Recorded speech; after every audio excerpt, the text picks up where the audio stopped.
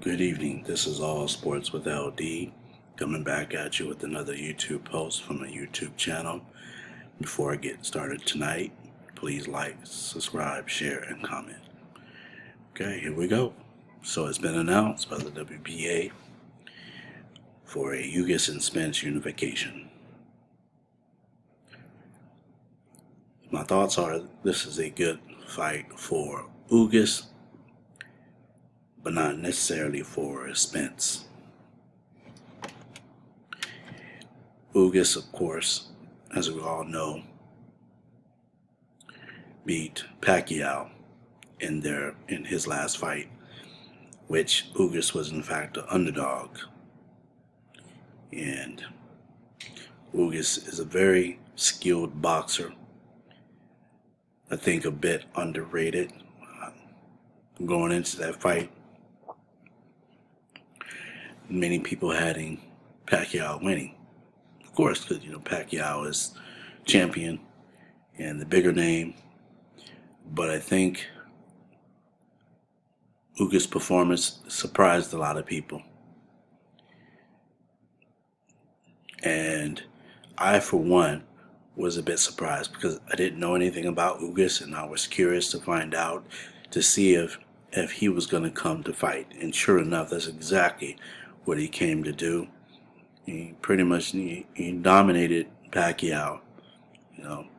Every time Pacquiao tried to get things started, Ugas would throw the jab out on him and disrupt his momentum. So it was a very good fight for Ugas. Let me go over here and take a look at the punch stats of their fight. So as you can see, Pacquiao threw 815 total punches, 130 landed for 16%. Total jabs thrown was 407 and 42 landed at 8.8%. Power punches he threw 340, 88 landed for 25.9%. Ugas threw a total punches of 405 and landed 151 for 37.3% connect rate. He threw a total of 234 jabs with 50 landing at 21.4%. He threw 171 power shots, 101 landed with a 59.1% connect rate. So, as you can see, the numbers bear it out. In fact, dominant that Ugas was in that fight. And it was a very good showing. It really provided the opportunity for real fans of the sport, for real fans to be introduced to Ugas, and I was very impressed with his showing. Now let's go ahead and discuss why I said this may not be such a good fight for Spence.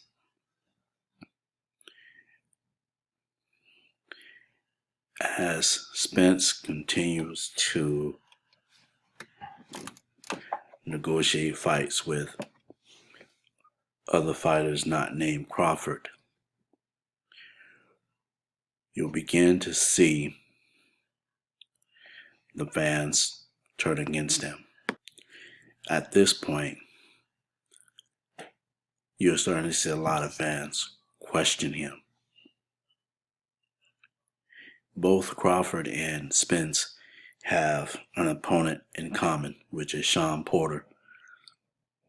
Spence went 12 rounds, won a split decision. Crawford went 10 and stopped him.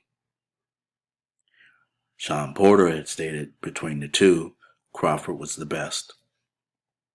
Now, you would think for Spence, given that this is what Shawn Porter had said, comparing the two together, he would make that fight very quickly to shut down any type of discussion, but he's made excuse after excuse why he's not fighting Crawford.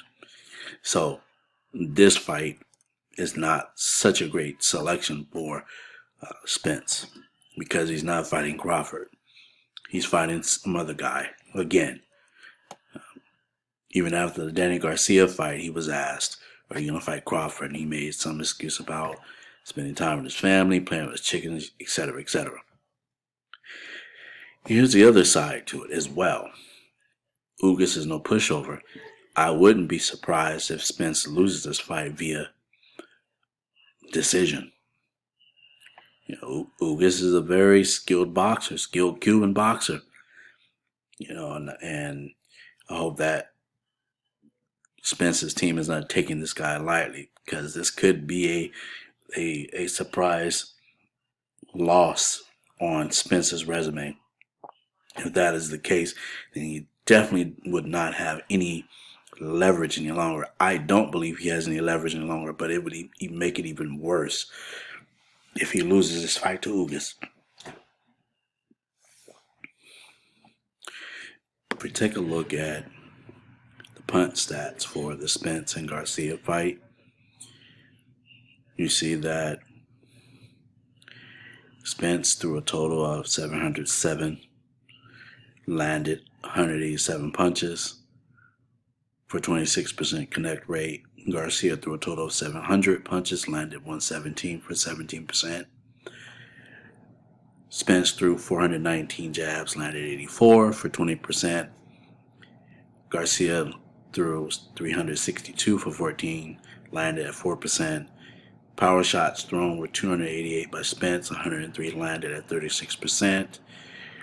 338 for Garcia, and 103 landed for 31%. So you can kind of see there, punch stats obviously favors Spence, but I remember seeing that fight, and this was after his auto accident, and I wasn't impressed with Spence's outing. If you are the superior boxer, which Spence was, because let's face it, Danny Garcia, yes, he is talented, he does have skill, but he's not a good welterweight fighter. He actually should go back to 140, because anytime he fights the top welterweights, he's going to lose, because he doesn't have that level of skill to beat the top welterweights. So when you are the superior boxer, Spence should have got him out early. There were tons of opportunities in this fight where Spence could have ended this fight quickly, but Garcia lasted 12 rounds with him. Spence gets the decision. So, like I said, I wasn't impressed with his outing. I didn't really see anything that would show me that he was number one, the top welterweight, and number two, that he could beat Crawford if they should fight. So we'll just have to see if this fight is, truly announced, if it's going to be negotiated, and if they get an actual date. If all of that happens, like I said, I would not be surprised if Ugas beats Spence in a decision. So that's all I have for now. Until next time, have a good one.